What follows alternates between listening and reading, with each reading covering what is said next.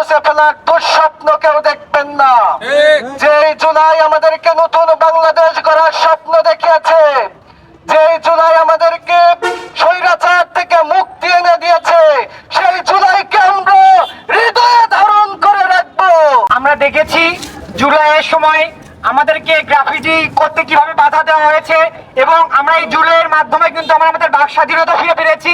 আমরা পেয়েছি একটি নতুন বাংলাদেশ।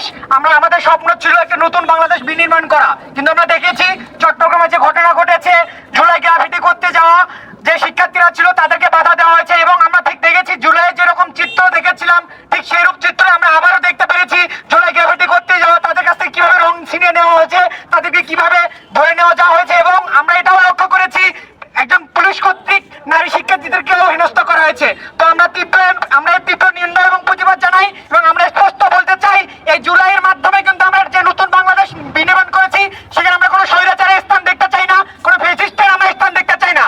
হাসিনার আমলে আমরা বেগম রোকেয়া বিশ্ববিদ্যালয় ক্যাম্পাসে আমরা গ্রাফিতি এবং দেয়াল লিখনের একটা কার্যক্রম হাতে নিয়েছিলাম, এবং ওই দেয়াল লিখনে আমরা ভিসি রোডের পাশে একটা দেয়ালে আমরা হাসান রোবায়েদ বলে একজন কবি আছেন বর্তমান বাংলাদেশে, তো ওনার দুইটা কবিতার লাইন আমরা ওখানে লিখেছিলাম যে যখন আমার চোখের পাশে বাড়ছে ক্ষত, ফুল তখনও ফুটছে মাদার চোদের মতো। তো এটা আমরা লিখছিলাম। তো ওই সময় আসলে ভিসি ছিলেন হাসিবুর রশিদ।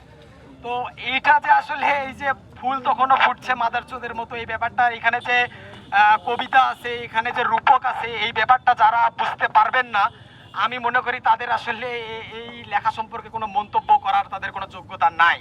তো যাই হোক, ওই সময় ওই হাসিনার আমলেও আমাদেরকে অশ্লীলতার দায় দিয়ে আমাদের ওই দেয়াল লিখনগুলো মুছে ফেলা হয়েছিল। আমরা একবার স্বাধীনতা স্মারকে আমরা লিখেছিলাম হাসিনার আমলে যে এই মৃত্যু উপত্যকা আমার দেশ না।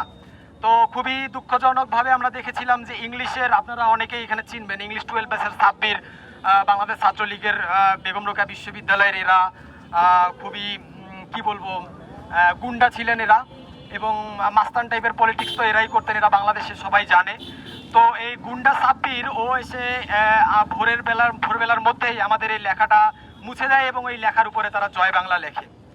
প্রথমত জুলাই গ্রাফিতিগুলো মুছে ফেলা হবে, জুলাইয়ের স্মৃতিগুলো মুছে ফেলা হবে, এরপর ডক্টর ইউনূসকে অবৈধ শাসক প্রতিষ্ঠিত করা হবে, এরপরে এই নির্বাচন অবৈধ ছিল এটা প্রমাণ করা হবে।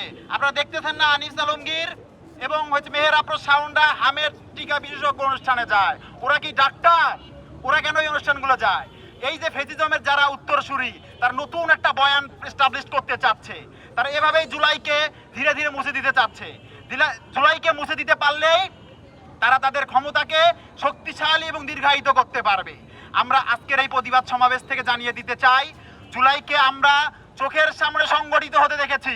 জুলাইয়ের স্মৃতিগুলো এখনো সোশ্যাল মিডিয়া, বিভিন্ন সংবাদ মাধ্যমগুলোতে জল করে আছে।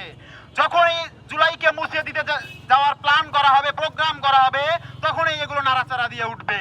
কারণ এদেশের ছাত্র জনতারা নিজের বুকের তাজা রক্ত ঝরিয়ে এদেশকে বাঁচিয়েছে, ফ্যাসিজম থেকে গণতন্ত্রের পথে বাংলাদেশকে নিয়ে এসেছে, গুম খুনের রাজনীতি থেকে বাংলাদেশকে বের করে একটি শান্তপ্রিয় এবং সুন্দর রাজনীতিক কালচার তৈরি করার জন্য এদেশের ছাত্র জনতার জীবন দিয়েছে।